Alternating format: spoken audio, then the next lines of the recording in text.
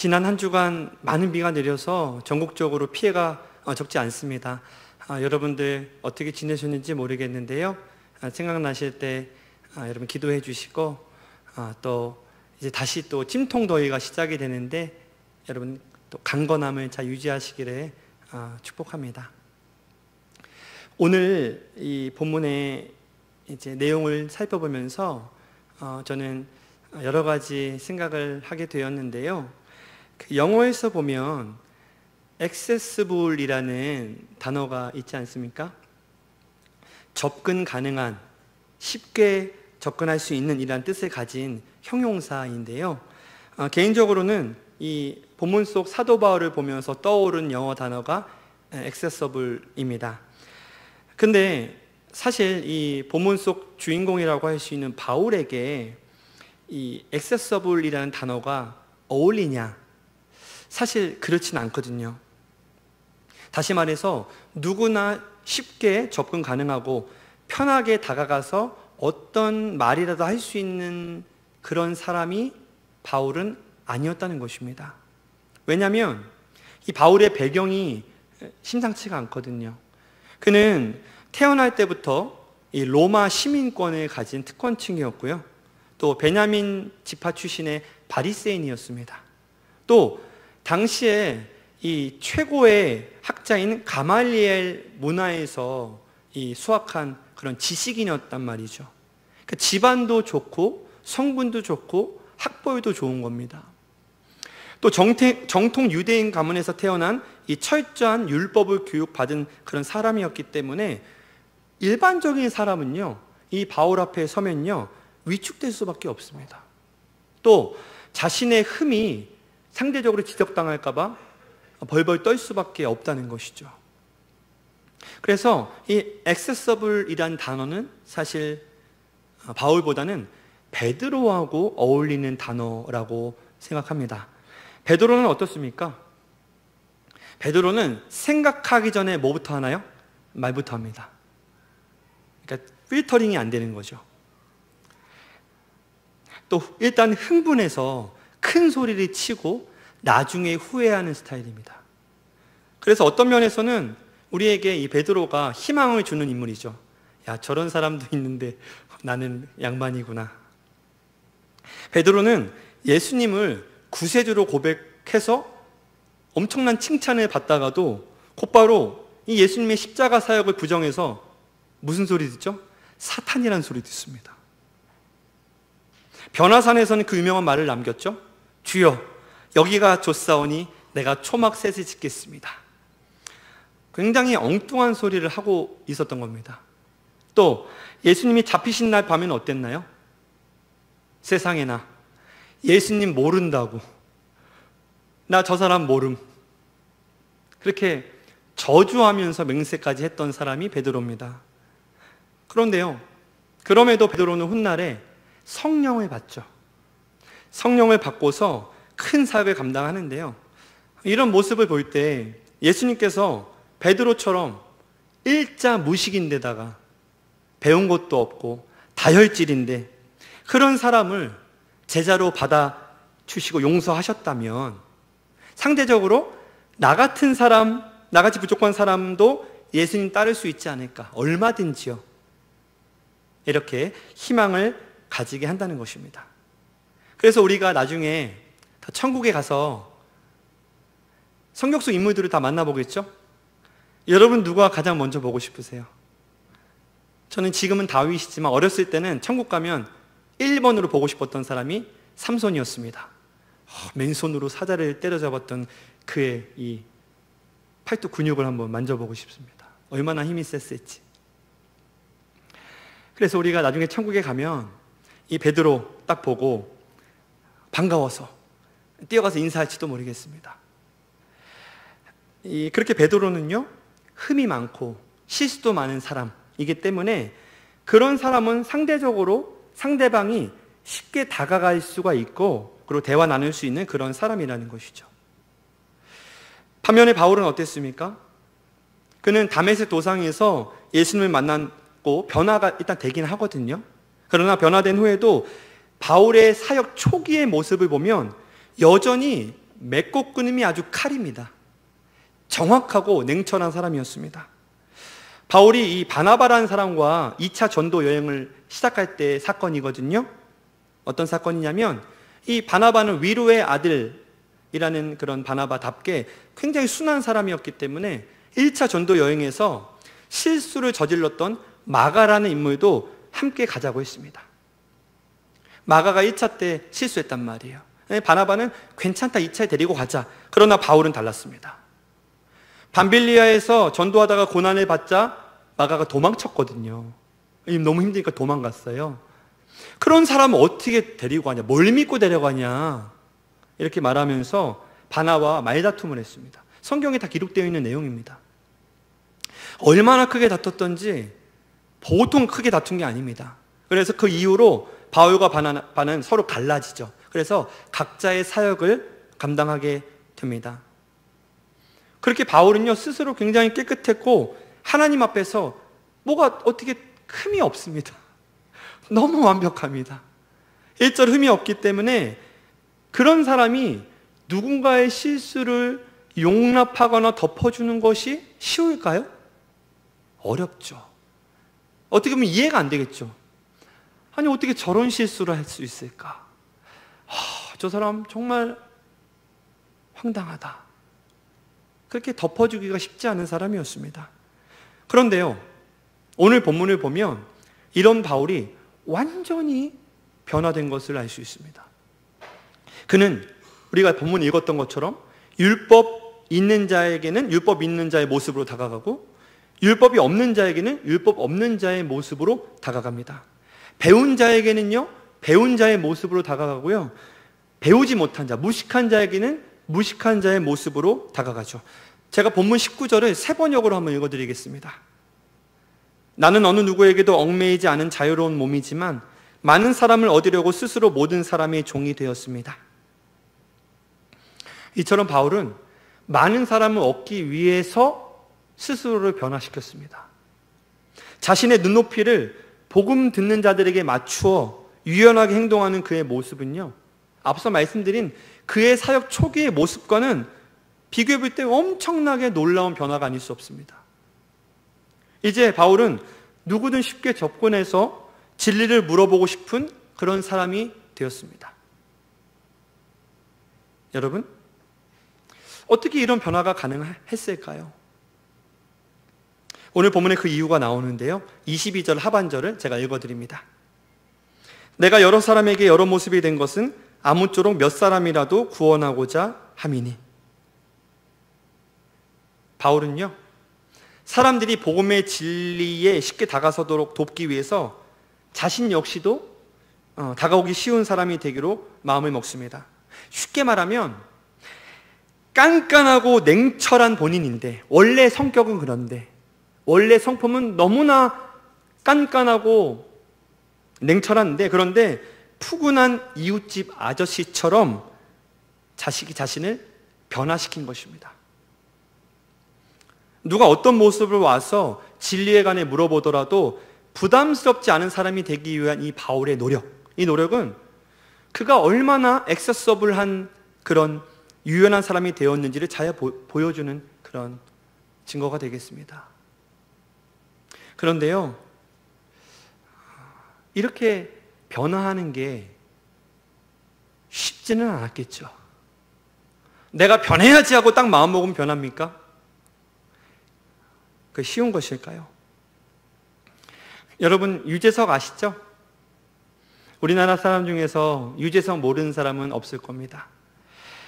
그는 지금 누구보다도 많은 사람을 만나고 있고 또 누구를 만나든 굉장히 편하게 해주는 자타공인 국민 MC라고 할 수 있습니다. 이견이 없을 겁니다. 그런데 이 유재석이 원래는 아시나요? 매우 소심하고 내성적인 성격을 타고났다고 하죠. 선천적으로 굉장히 겁이 많은 사람이라고 본인이 직접 방송에서 얘기를 했어요. 그의 친구 이휘재라는 사람이 신인 시절의 유재석이 얼마나 소심했는지 하나의 예화를 말해줬는데, 본인이 유재석에게 옷이 이게 뭐냐? 이렇게 농담을 그냥 한 건데 바로 집에 가가지고 옷을 갈아입고 오더랍니다. 그만큼 내성적이고 소심한 그런 사람이었습니다. 심지어는 이 버스 하차 벨을 누르는 것도 쉽지가 않았다고. 그런 사람이 지금 이곳에도 있을 수 있죠. 그것이 나쁜 건 아니잖아요. 성격이 그렇다는 건데, 그렇게 소심한 그가 어떻게 오늘날 모든 사람에게 편하게 다가가는 국민 MC가 될 수 있었을까요? 그것은 바로 그에게 목표가 있었기 때문입니다. 시청자들에게 웃음과 위로를 주고 싶다는 목표, 그것이 있었다고 하더라고요. 유재석이 말했습니다. 내가 웃는 이유는 누군가에게 힘이 되고 싶어서입니다. 정말 다른 사람이죠. 이처럼 그는 중요한 목표를 위해서 본래의 소심한 기질을 바꿨습니다. 지금도 여전히 그는 집에서 혼자 조용히 시간 보내는 것을 더 좋아한다고 하더라고요. 그런데요, 그럼에도 여전히 자신을 그 원래 성격을 부인하고 많은 사람을 만나서 그들의 이야기를 들어주고 끌어내는 역할을 감당하고 있습니다. 최근에 보니까 유퀴즈에 스칼렛 요한슨이 나왔더라고요. 정말 이 유재석의 이 지경이 점점점 넓혀지는 게 얼마나 대단한지 모릅니다. 그 유명한 배우가 나오다니요. 바울도 마찬가지죠. 아무쪼록 몇 사람이라도 구원하고 싶어서 이 원대한 목표, 이 목표를 위해서 그는 자신이 원래 가지고 있던 기질을 부인하고 완전히 다른 사람으로 거듭났습니다. 나는 원래 이런 사람이야, 이게 나야 라고 말하는 게 아니라 목표가 있어서 자신의 원래 그 성격을 바꿨습니다. 그런가 하면 둘째로 오늘 본문에 나오진 않지만 저는 바울의 이 변화에 또 하나의 숨은 이유가 있다고 생각했습니다. 그는 예수님을 전하면서 예수님의 발자취를 따라가면서 그러다 보니 점점 예수님을 더 닮아가지 않았겠습니까? 그런데 우리 예수님 어떤 분이십니까? 예수님은 쉽게 접근이 가능하고 또 어떤 질문을 하더라도 친절하게 대답해 주시는 액세서블한 분이시잖아요. 성경 속에 예수님이 이런 분인가요? 예수님, 뭐야? 나 바빠. 나 피곤해. 저리 가. 이런 이미지 전혀 없죠. 예수님 그런 이미지 아니잖아요. 만약 예수님이 대쪽같이 무서운 분이셨다면 실수하는 제자들, 어리석은 제자들부터 벌써 잘렸겠죠. 야, 너 같은 사람이 감히 내 제자가 되겠다고? 하면서 제일 먼저 누구부터 내치셨을까요? 막 헛소리하고 막 이런 사람이 있었잖아요. 누구예요? 베드로부터 잘렸을 거예요. 그리고 또 누가 더 크냐는 논쟁을 했던 제자들도 다 퇴출하시고, 또 진리를 못 깨닫는, 더 직설적으로 얘기하면 말귀를 못 알아듣는 제자들은 벌써 다 나가라고 하셨을 것입니다. 그런데 예수님은 그렇게 하지 않으셨죠. 뭐 이런 예를 들지 않아도 성경 속에서 어린아이들이 예수님께 다가가잖아요. 그런 모습만 봐도 예수님이 얼마나 따뜻하시고 또 접근하고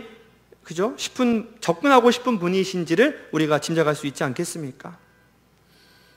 아마도 바울은 사역의 경험이 연수가 늘어가면서 예수님의 성품과 인격을 닮아갔을 거고요. 예수님도 또한 바울을 눈높이 복음 전도자로 변화시키지 않으셨을까 확신합니다. 신약 성경에 기록된 바울의 말과 행동에 스며들어 있는 예수님의 모습은요, 그가 얼마나 하나님이 보시기에 성공적인 사역자였는지를 증명해주고 있는데요. 결국 바울에게 있어서 예수님의 존재는요, 그가 살아갈 이유가 되었던 것입니다. 이 시간 저도 개인 고백을 살짝 하자면, 저는 사실 쉽게 다가올 수 있고 또 누구나 접근하기 쉬운 그런 사람은 원래는 아닙니다. 지금 청년들하고 막 장난 엄청 치고 막 어제도 막 장난치고 시간 날 때마다 막 농담하고 하지만 사실 저는 그렇게 막 이렇게 원래는 성격이 그런 사람이 아니죠. 지금 못 믿겠다는 눈빛으로 여러분이 쳐다보시는데, 그러나 감사하게도 어쨌든 어느 순간부터 그런 저의 모습을 주님께서 스스로 깨닫게 해주셨기 때문에 그때부터 변화되고자 하는 마음을 가지고 계속 노력해오고 있습니다. 오늘도 노력하고 있습니다. 아무튼 저는 쉽게 말해서 굉장히 예민한 사람인데요. 예민하니까 음악도 했겠죠. 굉장히 예민한 사람인데요. 그래서 요즘도 기도합니다. 이런 저를, 예민한 저를 조금 더 다가가기 쉬운 사람으로 계속해서 변화시켜 주시라고 저는 기도하고 있습니다. 바울이 변화될 수 있었던 마지막 세 번째 이유는 바로 그와 함께 사역한 동역자들의 영향이 있었기 때문입니다. 초기에 강직했던 바울을 온유하게 이끌었던 사람이 누굽니까? 앞서 말씀드린 바나바죠. 바나바는요, 사람들을 격려하고 세워주는 그런 은사가 있었습니다. 바울이 다메섹 도상에서 회심하고 예루살렘에 돌아왔을 때 솔직히 다른 사도들은 이 바울을 두려워해서 가까이 하기 원치 않았습니다. 왜냐하면 저 사람 지금 쇼하는 거 아니야?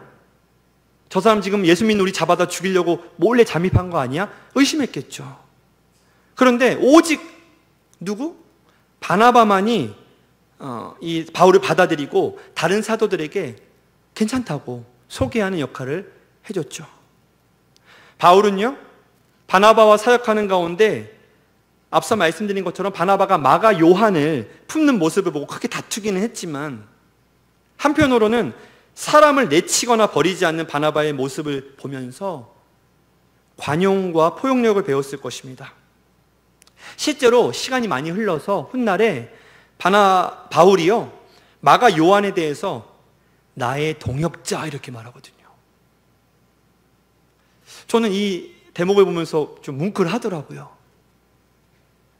눈물이 나더라고요. 자기 자신이 완전히 변화된 거 아닙니까? 나의 동역자라고 부르면서 디모데 후서를 통해서 이렇게 얘기합니다. 마가를 데리고 와라. 그가 나의 일에 유익하다.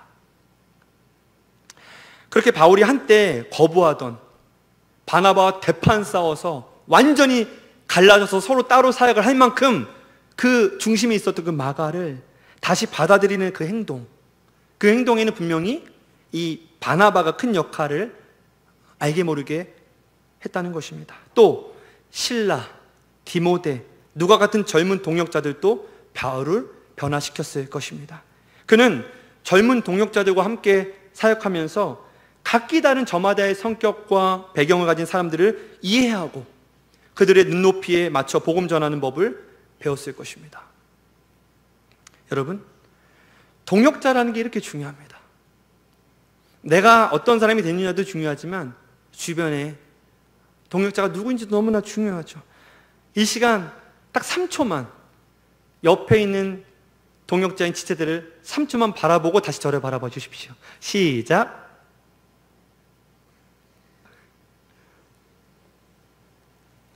어떻습니까? 네, 지금 싸움이 난 쪽도 있네요. 죄송합니다. 네, 웬만하면 그 말로 대화로 좀 풀어주시면 감사하겠습니다. 어떻습니까?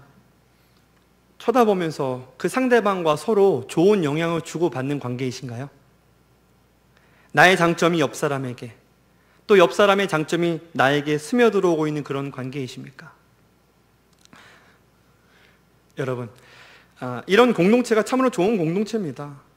우리 청년부가 서로 배우고 서로를 좋은 방향으로 변화시키는 그런 공동체가 되었으면 참 좋겠습니다. 말씀은 맺습니다. 사랑하는 우리 중곡동교회 청년 여러분, 여러분은 어떻습니까? 한번 자기 자신을 이제 말씀의 거울에 비춰봐야 되겠죠. 나는 누군가가 나에게 다가오기 쉬운 사람인가? 아니면 어려운 사람인가? 그저 스마일 웃는다고 다가오기 쉬운 게 아니죠. 나는 누군가 나에게 다가오기 쉬운 사람인가? 아니면 어려운 사람인가? 오늘 본문을 통해 깊이 생각해 보시기 바랍니다. 물론 여러분께서 복음의 진리를 아직 깨닫지 못하고 그것도 없이 그냥 마냥 쉬운 사람이라면 그건 좀 곤란하죠. 그런 분들은 복음을 먼저 깨닫고 복음을 위해서 어려운 사람이 되어도 됩니다. 그러나 여러분이 스스로 생각하기에 난 예수를 믿고 있고 복음의 진리를 가졌지만 동시에 어려운 사람이라면, 진리를 전하기 위해 자존심 내려놓고 좀 더 다가가기 쉬운 사람이 되라는 것이 오늘 본문의 권면입니다. 물론 이 모든 변화는 복음을 잘 전해서 다만 몇 명이라도 구원에 이르도록 돕고자 하는 목적이 밑바탕 되어야겠지요. 더 나아가 다가가고 싶은 예수님은 누구에게나 다가가고 싶은 분이셨잖아요. 그 예수님의 모습을 여러분 기억하십시오. 예수님이 여러분 삶의 이유가 된다면, 그분이 내 삶의 이유라면 그분을 닮아가고 본받게 되겠죠. 내가 좋아하는 사람 다 닮으려고 하잖아요. 그렇죠? 예수님이라는 내 삶의 이유가 여러분을 변화시키는 근원이 되었으면 좋겠습니다. 마지막으로 본받고 싶은 내 주변 지체들에게 선한 영향을 받으면서 여러분 자신이 더욱 많은 사람을 품는 자로 변화되기를 축복합니다. 아무쪼록 오늘 이 자리에 계신 여러분 모두 복음을 위해서, 하나님 나라를 위해서 액세서블 한 사람, 한번 따라해 보실까요? 액세서블 한 사람. 바로 그 사람. 액세서블 한 사람, 다가가기 쉽고 편한 사람으로 변화되기를 결단하시고 행동에 옮기셔서 훗날에 이 땅에서도 하나님 나라에서도 모두 칭찬받는 그런 인생 살아내는 여러분 되시기를 주님의 이름으로 간절히 축원합니다.